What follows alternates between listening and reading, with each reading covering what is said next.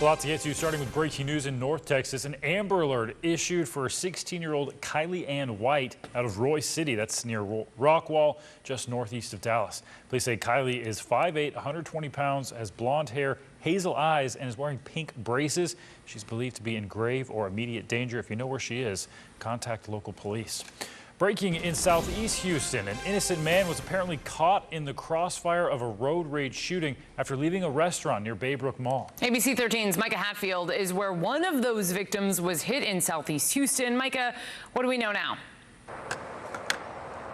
Well, a strange story here. Like you said, this is believed by Houston police to be a road rage incident. I want to break down the details that they gave us about what happened here. They say it was about 9:30 last night when a man in a white Camaro opened fire on another car that was driving northbound on the Gulf Freeway.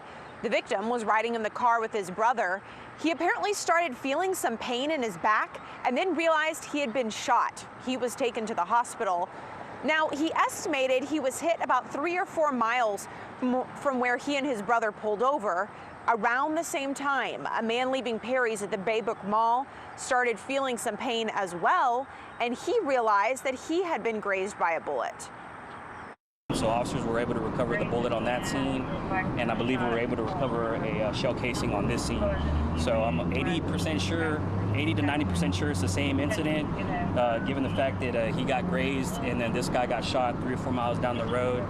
But we can't put them together 100%, but the cases will be linked together, and then hopefully investigators can tie it up and put the whole thing together.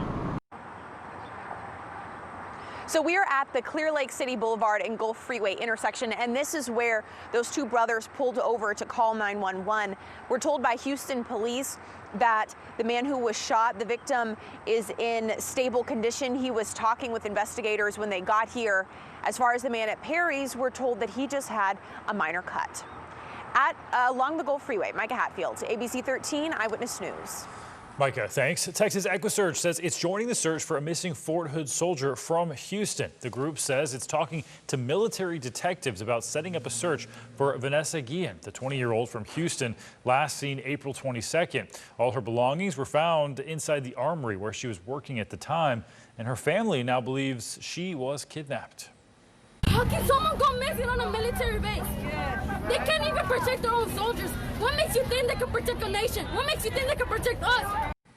Well, Guillen's story has been getting national attention after actress Salma Hayek posted about her on her social media pages. Now to the latest in the COVID-19 pandemic. The Harris County Sheriff's Office is mourning the loss of a second deputy to coronavirus. Yesterday, a procession escorted the flag-draped coffin of 78-year-old Johnny Menchaca from St. Luke's Hospital to the funeral home in Southwest Houston. He spent the last 14 years of a long career in law enforcement with the Sheriff's Office, mostly in the courts. The Sheriff's Office says when the pandemic hit, he was moved to the jail, and that's when he got sick. He loved to laugh. He was always serious at work, and when he got home, there was a silly side that his daughters and family and I were able to see. His wife right there, Menchaca, leaves behind her 7 children and several grandchildren. The first member of the Sheriff's Office to die from coronavirus was Sergeant Raymond Schlawinski. The 70-year-old started showing symptoms back in March and went to the hospital 8 days later. He died on May 6th. He was a 39-year veteran of the Sheriff's Office. A night of civil unrest in Atlanta, where a Wendy's restaurant, you see it there, set on fire after a deadly officer-involved shooting at the parking lot there happened on Friday. The officer accused of shooting Rashard Brooks after a struggle at that fast food restaurant has been fired. Another officer has been placed on administrative duty. The 2 officers have been identified as Garrett Rolfe, who's been with the department since 2013 and has since been terminated. The other officer, Devin Bronson, has been with the department for less than 2 years. Atlanta's police chief resigned yesterday after video of the deadly shooting went viral. ABC's Rena Roy has more. Protesters gathered outside the Atlanta Wendy's late Saturday night, reportedly setting the fast food restaurant on fire, where 27-year-old Rashard Brooks died at the hands of police officers. Authorities in Georgia are scouring through videos of that violent struggle that turned deadly Friday night, when officials say police shot and killed Brooks after he allegedly resisted arrest. I don't want anyone in any circumstances to rush to any form of judgment. It's very easy to do in these cases on either side. We realize there's a tremendous amount of emotion. Officers were called to the parking lot around 10:30 p.m. with complaints of Brooks asleep in his car, blocking the drive-through. Police claimed he failed a sobriety test and that when they tried to arrest him, he resisted and was able to grab an officer's taser. In this surveillance video, you can see him running away, then appearing to point the taser at the officers. At that point, the Atlanta officer reaches down and retrieves his weapon from his holster, discharges it, strikes Mr. Brooks there on the parking lot, and he goes down. Late Saturday, attorneys for Brooks's family say the officers didn't have to use deadly force.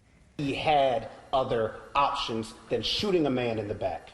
Atlanta Police Chief Erica Shields stepping down Saturday after calls for her resignation as protesters demand police reform and racial justice. Chief Shields has offered to immediately step aside as police chief so that the city may move forward with urgency in rebuilding the trust so desperately needed throughout our communities. Rena Roy, ABC News, New York. Tomorrow, ABC 13 will hold a town hall on race relations and the faith community. Our anchor Melanie Lawson will speak with Archbishop Daniel DiNardo of the Archdiocese of Galveston-Houston and other local faith leaders. They'll be addressing the racial inequality crisis, and that town hall will run from 7 to 8 on ABC13.com. And, of course, we'll stream it on all ABC 13's social media platforms. All right, let's check in. Colin Myers talking about our weekend forecast. Yeah, we're going to get a little more rain, actually, finally building back today. First time in a while, guys. A few sea breeze showers. That'll help us out if we do see them. Not a bad start, though. One more dry morning as we've had. High-res future track. The graph model pops up some sea breeze activity. Notice along our coastal counties. You have the best bet along and east of I-45 and then extending down along the coast. Again, south of I-10 is also going to have the better bet, so mainly our southeastern counties. But if you're lucky enough to see one, brief break in the heat. 94, 95 tomorrow, also a 20% sea breeze chance. 96, 95, 94. Better rain chances as we head towards next weekend for Father's Day, so an early heads up. Until then, rinse, repeat, heat over and over, copy paste it, and then more rain chances on the way next weekend, followed by a little bit of dust making its way from Africa.